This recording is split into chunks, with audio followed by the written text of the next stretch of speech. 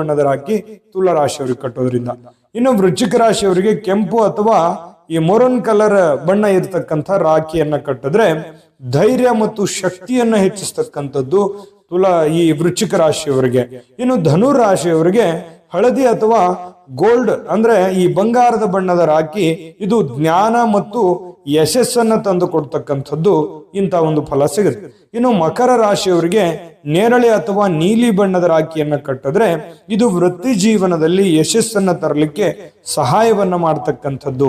ಇನ್ನು ಕುಂಭ ರಾಶಿಯವರಿಗೆ ನೀಲಿ ಅಥವಾ ನೇರಳೆ ಬಣ್ಣದ ರಾಖಿಯನ್ನ ಕಟ್ಟಿದ್ರೆ ಇದು ಸಹೋದರರ ಆರ್ಥಿಕ ಸ್ಥಿತಿಯನ್ನ ಸುಧಾರಿಸುವಂತದ್ದರ ಜೊತೆಗೆ ಒಂದು ಹಣಕಾಸಿನಲ್ಲಿ ಒಂದು ಒಳ್ಳೆ ಫಲ ಸಿಗುತ್ತೆ. ಇನ್ನು ಮೀನ ರಾಶಿಯವರಿಗೆ ಹಳದಿ ಅಥವಾ ಕೇಸರಿ ಬಣ್ಣದ ರಾಖಿಯನ್ನ ಕಟ್ಟಿದ್ರೆ ಇದು ಆಧ್ಯಾತ್ಮಿಕ ಬೆಳವಣಿಗೆ ಮತ್ತು ಉತ್ತಮ ಆರೋಗ್ಯವನ್ನ ನೀಡುವಂಥದ್ದು ಒಂದು ಒಳ್ಳೆ ಫಲವನ್ನ ತಂದು ಕೊಡುತ್ತೆ. ಇದು ಜ್ಯೋತಿಷ್ಯ ಶಾಸ್ತ್ರದಲ್ಲಿ ಬರುವಂಥದ್ದು.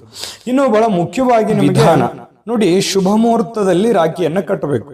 ರಾಖಿ ಕಟ್ಟುವಾಗ ಶುಭ ಕಾಲ ಮತ್ತು ರಾಹುಕಾಲದಲ್ಲಿ ಅಂದ್ರೆ ಭದ್ರಕಾಲ ಮತ್ತು ರಾಹುಕಾಲದಲ್ಲಿ ರಾಖಿ ಕಟ್ಟಬಾರದು. ಏಕೆಂದ್ರೆ ಈ ಸಮಯ ಅಶುಭವಾಗಿರ್ತಕ್ಕಂಥ ಸಮಯ ಇರುತ್ತೆ.